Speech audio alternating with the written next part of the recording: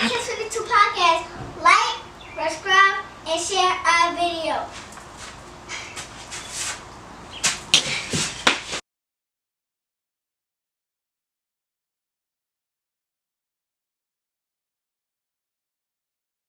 Yo, welcome to Kids52, another episode. This is Lamar Glass. I got a special guest with me today, LaMarcus Reed. What is your AKA or your nickname? Where everybody know you. So listen, I know y'all heard of Doug E. Fresh. Well, I'm Jug E. Fresh. You know what I'm saying? My nickname Jug. Bro, you just came up with that. Nobody called you that. I was Jug, man. How y'all doing? How you doing? Good. Alright, good, bro. But let's give a little background. Let's give a little history on who we are, how we know each other. Mm-hmm. So, how long we been brothers, best friends, / whatever? How long have we been friends, or how long have we known each other? How long have we been? That's a good question. That's a great. Okay, let's get to the first year then. Okay. The first year. I didn't like you. You I didn't like me. Yeah, true that. And we were on the same team. Freshman. It was our freshman year at Skyline. Mm-hmm. And I remember we were fighting over who could run the rate of mile the fastest. And we didn't like each other for weeks because of this. It's crazy. He didn't like me, I didn't like him for a few weeks because of a rate of mile. And if y'all know what the rate of mile is, if you ever at Skyline High School, it's one of the biggest high schools in the country, where around this is like 1.5 miles or something like that. Mm-hmm. So in the basketball, we had to run around the whole school, and our beef was who could do it the fastest. And we had somebody in the middle that kind of stirred it up. We didn't get to no names, but with that being said, so that's how we've been knowing each other. So then after that, we became friends. Right. Then So it's been about 13 years. Huh? 07? Oh, shoot. Dang. 17, huh? Yeah, about 17 years. Good friend, 7. That's crazy.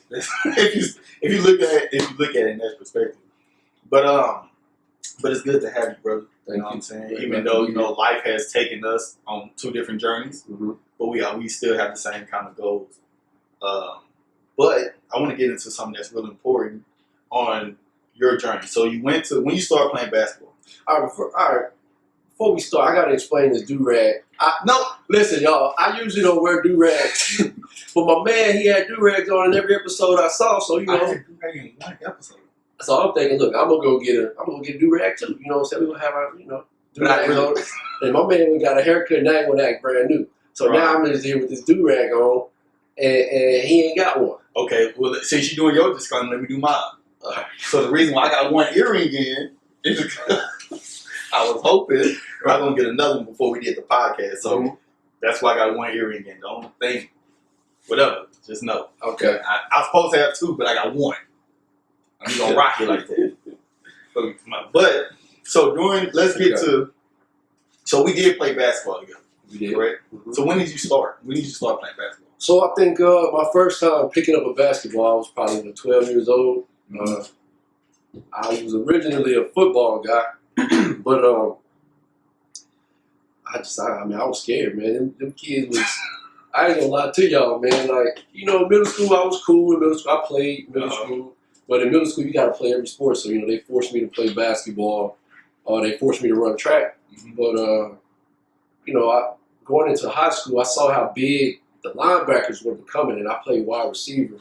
And I believe I was like 6'1", maybe 150 pounds. You were 6'1" in 13, 12, 13? In the 8th grade. Going into high school, I was about 6'1". And I was like 145, 150 pounds. Basically. And the linebackers were like, already 6'3", 200. So I'm like, you know what? It's time to play a different sport. And I just decided to stick with basketball. So, and that was at what, McDonald's? That's why I started to play. Middle school in Mesquite. Yeah, but I decided basketball was going to be it at Skyline. So you went to Skyline. Right. And when did you get on varsity? My sophomore year. Sophomore year. Yeah. Okay, so you went to Skyline. And what did you excel? Did you succeed? Or were you just like, how were you at Skyline? Because I know, but a lot of people don't know, and I want them to understand because I'm building up to something. Right. I ended up being, I think, 2 years All-State, I ended up getting a scholarship, so I mean, I guess you could say I excelled, but I almost didn't make it, man. I almost quit. I don't know if you remember the first day of tryout. Yep. I won't say no names, but you know who you are. Yeah. You know exactly. You know, you put a little pressure on me, and you know, I folded. I almost quit. I started crying, walked out the gym. Thankfully, I had some good teammates at the time who convinced me to come back inside, and but I almost didn't play, man. I almost didn't play. What made you keep going? To prove somebody wrong? I wouldn't necessarily say it was to prove that person wrong, but I mean, it might have been. Definitely. To prove it We wrong. had that conversation. We were just like, we didn't like this person so much to a point where it was just like, no, forget that. And it wasn't that we didn't like him. Yeah, We just didn't like. We wanted to prove him wrong. right. That you can't make me quit, but you almost did. Okay. So, okay, we at Skyline. You start getting recruited, right? Yeah. So this is interesting because actually I went to the first school that recruited me was Coach Cross. He started to recruit me when I was a sophomore, I remember that.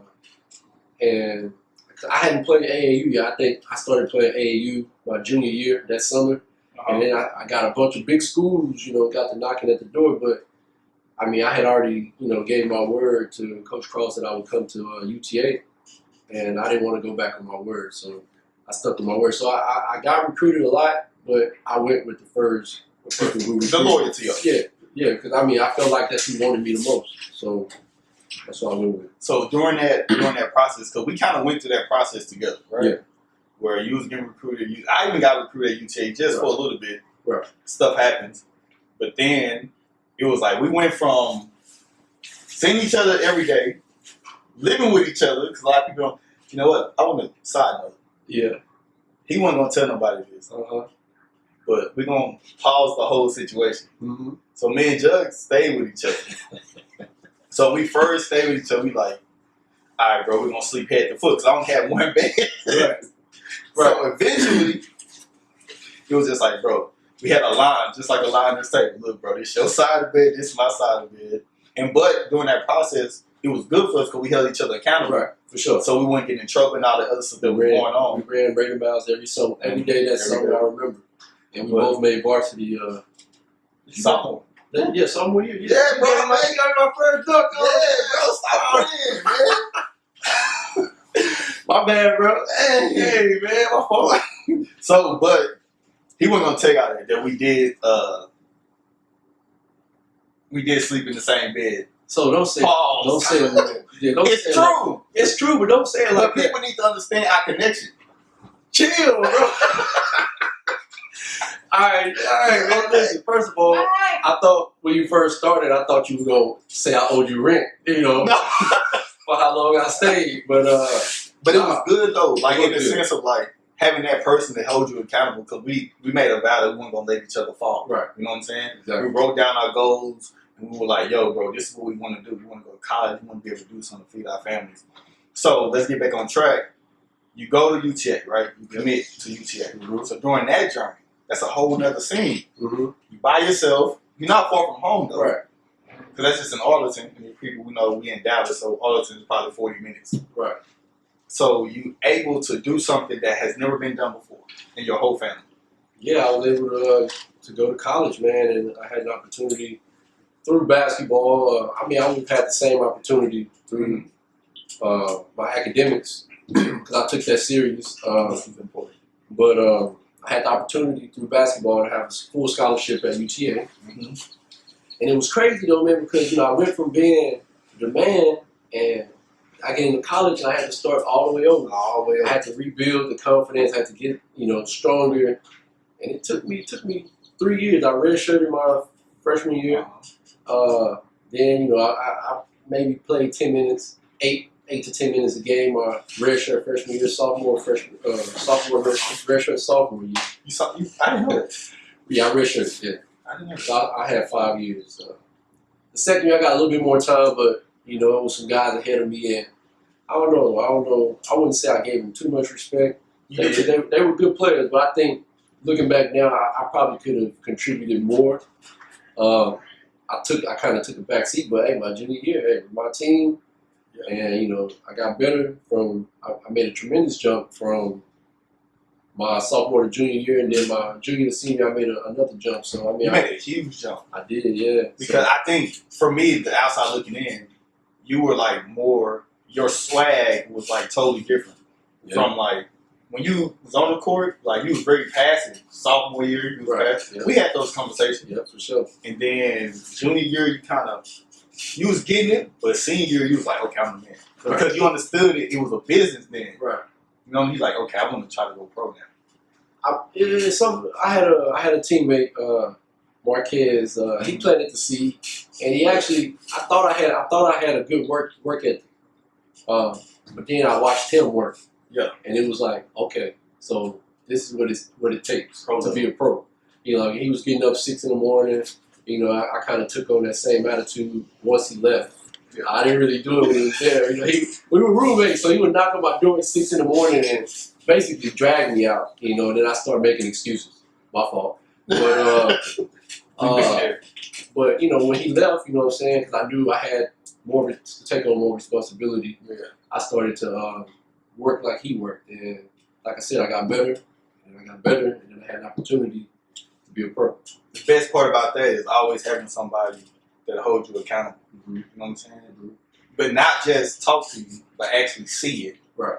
And then you see the result of them actually working hard. Right. You're like, oh my God, like he's just not talking about it. Right. He's been about it. Exactly. And now he's a pro. I might want to take that. I think that's important for a lot of people, adults, kids, to also put people in your circle that's going to hold you accountable, but not just talking. Mm-hmm. You know what I'm saying? People that's actually going to put in the work and you actually see the results. I think a lot of people get caught up in their realm where it's just like, well, let me give you some game. Right. But you don't see anything. They just talking to you. Right. You know what I mean? Yeah. So it doesn't match. Right. Yeah. I mean, the instant gratification culture that we have is it's kind of problematic, man. Like most people want the result. Mr. Ed. Yeah. Say what you're gonna do on camera. Say it. Say it. No, just- What's that? Yeah, let's get back to let's get to your UTA, your senior year UTA, right? What was that? What was that change for you? Say it again. The last one. Change, because your junior year. Okay. You know what, bro? It's funny you asked that because we had a recruit. He was supposed to be like the new face of the team, and I was like, man, I'm still here, Yeah. And I put in a lot of work that summer. I probably shot like 20, 30,000 shots on the gun. We had the shooting machine, so I was In the summer? like 750,000 a day. Like sending all the receipts to my coach. Like this is what I did today. Boom, boom, boom. Mm-hmm. So, but for me, like the thing, but we wrote goals too. And I'm saying this, but I didn't hold nothing against the dude because I'm still really good friends with him. Yeah. But I told myself personally, like I'm not gonna let nobody take this team from me. Yeah. And then we had like a study hall. We wrote some things down, and I put win 20 games and lose less than 10. We ended up going 24-9 that year. We won like 16 straight. You got to make to the playoffs and come. So the other goal was like have a chance to win a championship. We ended up losing in the conference tournament. Even though we had a tremendous year, second longest win streak in the nation, next to Anthony Davis's Kentucky team, we had to win our tournament to go. So we played in the NIT, played against a bunch of stars. I think they had Tony Roden, what was that? Terrence Ross, the shooter Will Cox, he was a really good shooter. They all were NBA prospects. We held our own. We ended up losing, but my senior year, I just wanted to win. I just wanted to enjoy it. Yeah. Have as much fun as I could, and just win. But it's just like I found a groove, and I wrote that groove all the way out, man. Like, So the biggest thing is setting goals and trying to, even if you don't accomplish it, if you get damn near close to them, that's still an accomplishment. But even still, though, you have to set goals. Of course. Like, if you want to be successful at anything, you have to set goals. Even if it's a small goal that you want to reach, every week or every month, something you want to do every month. You have to set goals, and I think that's like really the only way to be successful. Okay, let's transition, right? Let's go. You didn't accomplish the ultimate goal that you wanted to, Right. but you still did something that was very much that everybody, I can say I was proud of. Right. I can say my side of the family and your family was proud For of. sure. You took that leap that none of us has ever seen before. So I think you guys would have been proud of me no matter what. Yeah. I think, my family members, they would have been proud. But I think the fact that I was doing something and I was successful at it just made it that much better. But yeah, I don't remember the question. No, that's why we saying. That's what I be saying. Stop. My man. Focus on what we're trying to do. Okay. But All right. Okay. All right, So you know what? Let me say this though. Okay. I was proud the fact that when you got that Portland call, Mm-hmm. that summer league call, Mm-hmm. I was like, yo, like that's my guy right there. Like that was crazy. There's an interesting story behind that because You was in China. I was in China, but I had told the team I was in China. I was hurt. Listen. Just hear me out. We was after the food was terrible. I had lost I was just about to say that. I lost like You called me 7 talking pounds. about, man, I don't want to eat no more rice. Man, like rice for breakfast. I had lost 7 pounds in 10 days, and it was like, man, my knee was hurting. I was like, you know what, man? I told the coach, hey, I can't play. My knee hurt, and which if my knee was hurting though. I had just had I was coming off a meniscus. I tore my meniscus in the last game my senior year. I remember that. And I had the surgery, and I was back, but it wasn't 100%. And then that same night, I told him I didn't want to play. My agent called, was like, "Hey, we need to get you back." I'm like, "I mean, we still got to go to another city and play 3 more games." He was like, "Well, Portland called," and I was like, No, I want everybody to understand. We talking about the Portland Trailblazers. "Yeah." And I was like, "Portland who?" He's like, "The Trailblazers." I was like, "Oh, yeah, we got to go." So I had to go tell this man who I had just told I couldn't play because I was hurt, that I had to go to Portland because they want me to play in the summer league. So, and it wasn't even at the time. It wasn't even. I didn't even make the team at the time. So basically, they needed some people to practice, and I ended up earning a spot on the team. Like I think what that hard work. what did it for me one night. I think I had bad shooting practice, so I came back at like 10.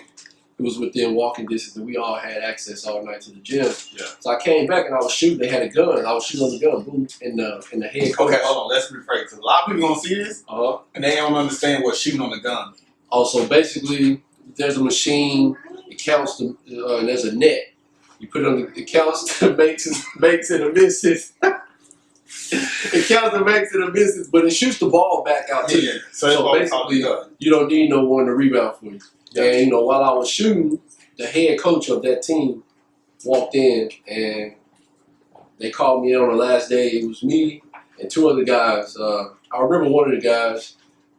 He actually had a pretty good career, and the other guy, I can't remember his name, but they told 2 of us we made it, and the other guy. Wow. But they paid us. They paid dude. They told him he make it, but they gave him some bread. Yeah, so I know he was type of happy about that. But. So through your career, right? You didn't play middle school, high school, college. And you succeeded, and you played for pros. Right. My question, which I think is really, really important, because you got a lot of kids out here. Mm-hmm. They're trying to pursue that dream. Right. They're trying to be like, yo, I'm going to NBA or I'm going overseas, trying to make basketball a career. Right. I want them to understand the pros and cons Right. of chasing that dream. Pros and cons. It's a lot. So the pros is you make it. Mm-hmm. You reach your dream. You get to have a lot of doors that open up because of you obtaining that dream. Like for myself, I was able to see a lot of the world. Yeah. Ooh, that's important. That travel is important. Understanding different And cultures. it broadens your perspective on everything. So I was able to see the world. I didn't make a ton of money, but I made solid money. Yeah. But I was doing what I love to do, Yeah. and I was having a good time doing it. That's the pro. You reach That's your the goal. The cons is you don't. The con is you don't reach your goal, and you know now you got to go through this this mental game that you have with yourself that you might be a failure. You know, but you're not a failure because you gotta learn how to take something away from what you did. Even though you didn't reach your goal, you developed a lot of good habits, or you learned a lot of skills that help you succeed in whatever else you decide to do in life. So you know, we all have that hoop dream. Yeah. But my thing is like, even if you do obtain, you know, reach your goal, like you have to know what you're gonna do after. Yeah. You know what I'm saying? Because a lot of us, we don't think about what we're gonna do After. when basketball is over with until it's over. Yeah. And at that point, it's too late. Like we didn't plan during those years when we were playing or when we finished when we were 35. So we didn't take the years from 22 to 33, 35 and plan for what we're going to do when we're 35 and beyond, because the life expectancy is around 76 years. So at 35, you have 30 more years to live, 40 more years to live. So Great. I mean, you just gotta think about what you're going to do at some point before it's over. You know. Yeah. But I was even thinking about the fact that you got to experience different kind of cultures, and a lot of kids they hit that point where they have to deal with different kind of people, and then they don't know how to adjust. You know what I'm saying? That's the adjustment is the longevity. You know what I'm saying? So when you get to that realm, because you got a lot of kids that will go overseas. I'm calling them kids because they're 18, 19 when they hit that point. Right. Or they're 21, 22 and they still in their bubble. But if they go to Israel, you've been to Israel. Right. Right? Right. You've been to Europe. You've Yeah. been a lot of places. Right. Where you have to adjust. A lot of kids don't know how to adjust because you gotta think about a kid that's good at basketball that just been in South Dallas his whole life. Right. And then you take that leap because you're good, but that mental is crazy. Yeah, so how did you deal with that part? Man, let me tell you, for me, man, like I know a lot of people have like these stories, or maybe people have like what their belief in what playing ball overseas or playing professionally is. But man, listen, there's ups and there's downs. Like it's rare that you have a career with no downs. Like for me, I probably had a lot more than the normal person. But man, you got to deal with being cut. I got cut off from anything the first time in Europe. That killed my confidence and my ego. Like it took me a couple years to get back. You know, like I was like, damn, this is my first time ever being cut from a team. But that's part of it. You know, I didn't know how to be a professional then. I remember, I ain't gonna lie to you. I remember a conversation me and you were having one. And I'm like, yo, bro, how's it going? You was in Europe. He was like, and you was even reluctant to tell me that you got cut. Yeah. And I was like, bro, what's going on? He was like, and you tried to BS the situation. Yeah. He was like, because I don't know if you was embarrassed about it or you felt like a failure. Right.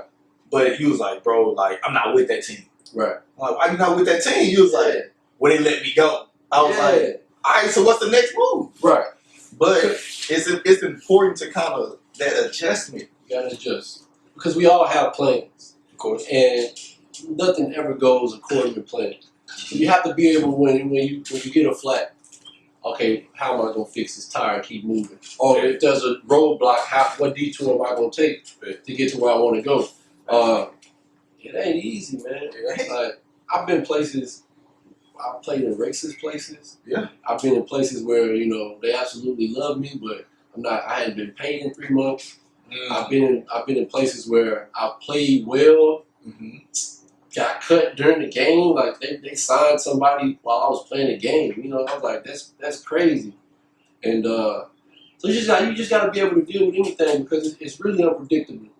And then feeding, like going hard until somebody hit him in the ass. So, on the free throw line, I knew it too. I knew it. I was a big, so I'm on the block, and I said, man, I really just, man, you have to be mentally tough and just if it's what you really want to do, you'll get through it. You'll figure it out. And I think it's important that I do this shameless plug. That's why it's a catch-22. It's a catch-22. Because you can still be living your dreams and still get hit upside your head.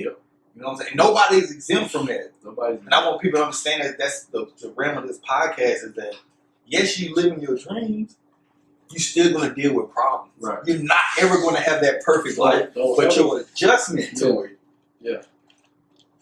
is the key to it. Don't ever get comfortable. Exactly. Even if you're at the top, because Yeah. if you're at the top, that means there's somebody shooting to take your spot. So don't ever get comfortable, you know. So you always gotta, and it's hard though. It's hard to stay hungry when you came from the bottom and then you reach the top, and now you're in this house that you've never lived in before. You're eating this food that you never tasted before. So it's hard to stay hungry when you have all this stuff that you dreamed about. But you can lose it, man. You gotta stay focused. Stay focused. Me and Tori was having this conversation last night. I think this is important. I told her to take a picture of her kitchen, right? Because, like, at that point, because one day you're gonna hit this peak, right? Mm-hmm. And when you hit that peak, you're gonna have a downfall because life is a goddamn catch-22. You're gonna get punched in your face and you ain't gonna even realize you got punched, right? When you hit that downfall, you gotta have something that takes you back to your humble beginnings. Right. You know what I'm saying? If you don't have that visual, be like, I was here at one point. Yeah. You know what I'm saying? Now I'm here. This is what it's about. I need to I think that kind of stuff builds your hunger. I think it's important for people like you and I to. I wish we could have done this as when we was in high school. Had like a journal. Right. Man. That we just could write. We just write all our thoughts. So when our kids get older, we can leave them something. So a lot of people think that leaving your kids something is like materialistic, Right. which is those things are important. Don't get me wrong. But if I could show my kids my thoughts at that point in time, because they're going to go through those same process, and we got to be able to leave them something to like where they can go back. Because if you leave your kid $1 million, what if they blow it?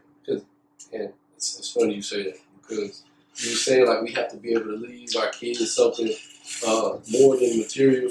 And it's the knowledge. Exactly. Like that's why when you, for instance, let's take Kanye West. I know a lot of people don't like Kanye right now, but Kanye apparently went broke, but he had the knowledge. So being broke was nothing because he had the knowledge from how he knew how to be successful. So I think Exactly. you have to teach success. It's all about the knowledge and the education. So yeah, you gotta leave more than material things, man. You have to because if he has that $1 million and he don't know what to do with it, all he knows is to spend, or all she knows is to spend, then that money gone. You can spend $1 million and you can spend $1 million real quick. So Not for real. But we understand the process of being dirt broke. right. Cause we need to drink now. Sheesh. We understand the process of being dirt broke and also having a little money. It might not have been $1 million, but to a point we was like, yo, I got a little money. Yeah, the money. Do But it's like those two different worlds, but then you get hit back. mm-hmm. You know what that feels like too. Exactly. You know what I'm saying? Yep. So I think it's important that the kids understand that this whole world we live in, that people, and I said this in plenty of like my speeches or whatever, where we gotta understand what life is. Life is all about ups and downs. Mm-hmm. Like the game of basketball is all about momentum. Right. How long can you hold your momentum, right? That's a good. The thing is that when you get to a point where your momentum gone, can you take a punch? Mm-hmm. Can you take that? And I say that the people in the world that do the right thing, that kind of prepare for this stuff, when that punch come, they can adjust. Right. They can adjust, right? Right. But the people that are out here kind of just winging it, doing the wrong thing, kind of when they get that punch, Right. and it takes them and they fall, Mm-hmm. but it takes them so long to get back up. Right. That's what life is. Right. It's all about the game of momentum. Right. And if you can take a punch or not. For sure. So 100%. I think we've been deep enough, Okay. right? All right. Yeah.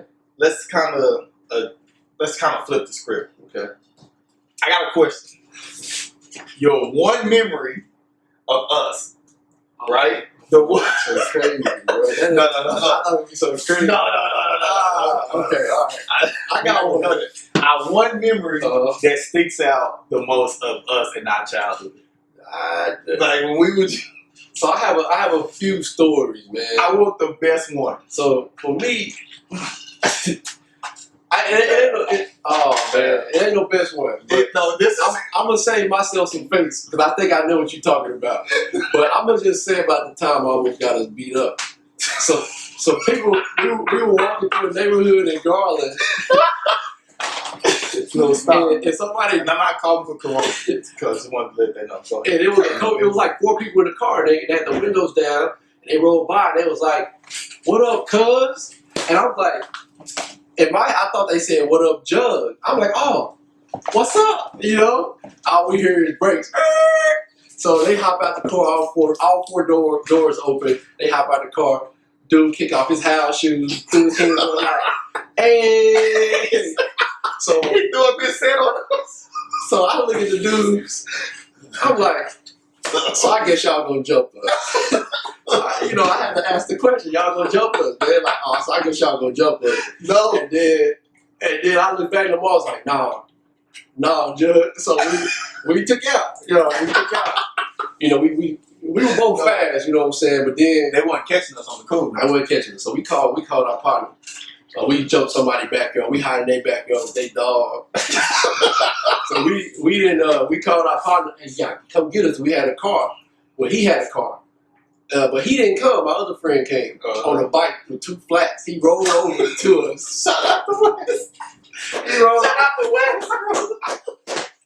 West came through on the bike, on bro. a bike with 2 flat tires. Like, what are you gonna do, bro? We supposed to be hopping in the car. Wow. So we ended up walking. I guess they got tired of looking for us. And what were you thinking though? No, so this is my whole point of view of this whole thing. So we walking. I'm giving my version. So we talking about, and this in the summer. You know what I'm saying? We on our basketball high. Like we start our own basketball team. We went all killing. the time. Yeah, we was killing people. So me and Jud was like, man, you know what? We gonna go for a walk. You know what I'm saying? So we go for a walk. This car speed passes. They said, "What's up, cuz?" So I'm like, and me being from where I'm from, I'm like, man, Jug in his own world. He thought they said, "What's up, Jug?" I thought they said, He said, "What's up?" I was thinking you heard them. So I'm looking at him like, so this is what we do. I had on my face like, what? Yeah, like what? He's just confused. I'm like, bro. And he hop out. Dude kick off his house. You like, "What's up, cuz? What's up, cuz?" Jug was like, huh? I'm like, man, we finna have to fight these dudes. It's like 4 or 5 dudes jump out this car.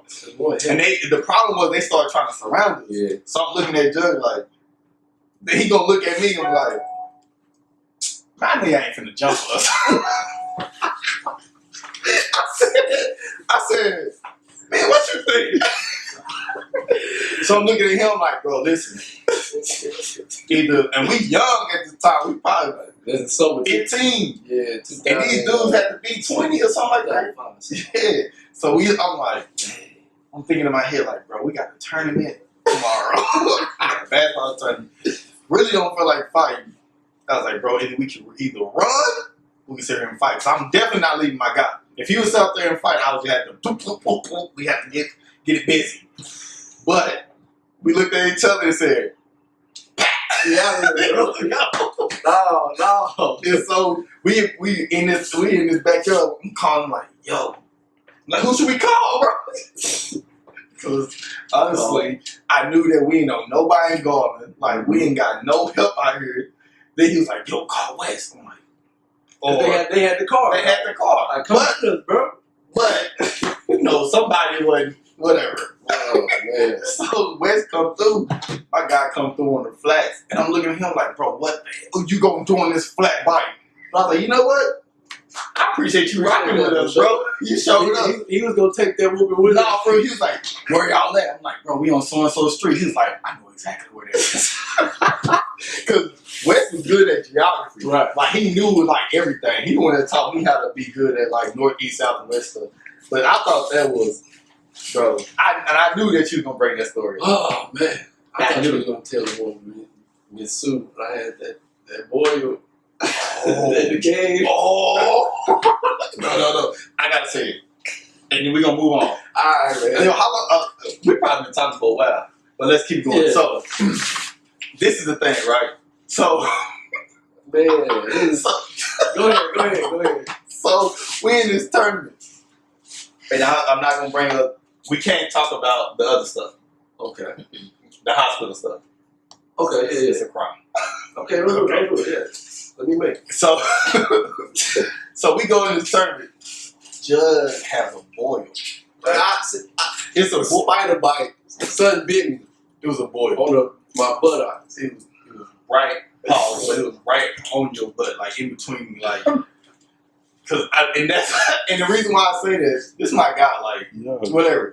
So the problem was, so we go in this game. He's like, bro, like my cheeks.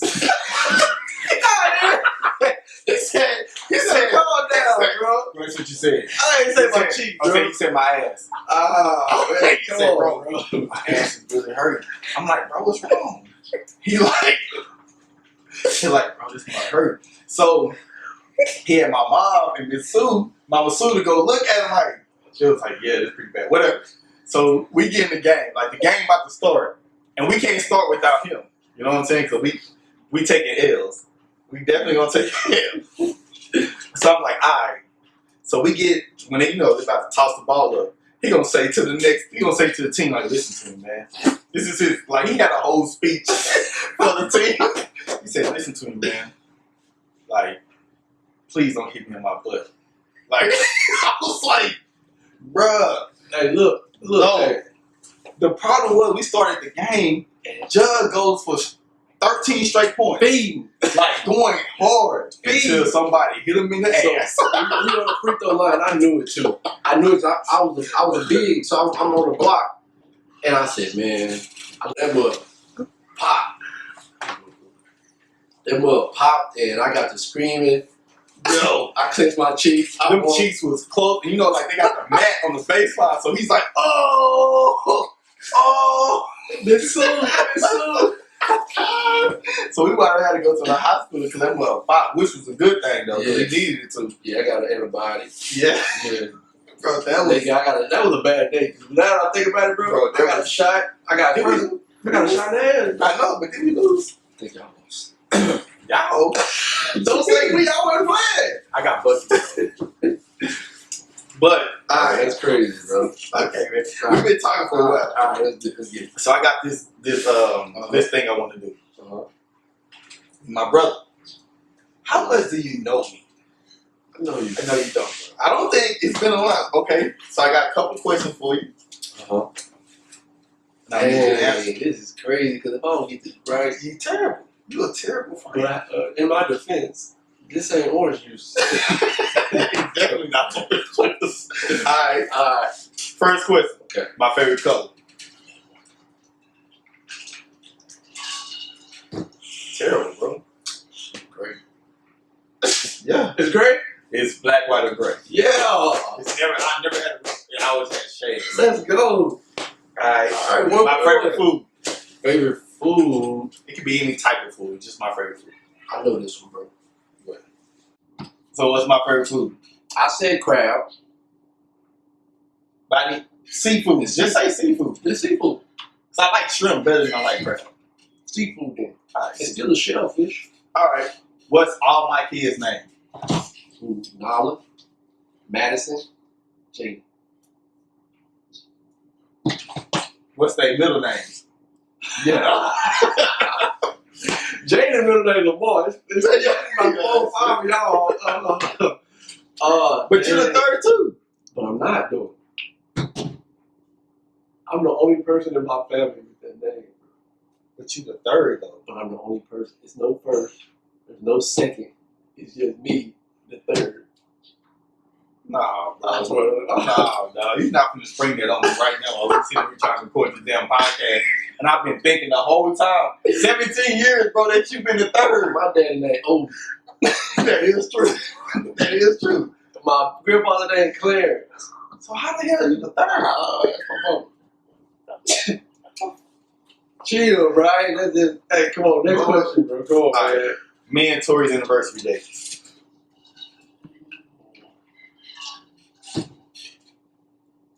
June. Boy, you are. Yours is June. Mine is July. No, it ain't. July. It's June, bro. July, bro. You gonna tell me what mine is? July 7th. Yeah. Mine more recent than yours, though. But I know yours. Yours ain't June? No, it's not. May? No. May. You got the M part, right? March. March what? 27th. What the fuck? March 19th? No. What is St. Patty's Day? What? Bro, you're terrible. March 17th, St. Patrick's Day? Yes. Come on, bro. That ain't, man, nobody celebrate that.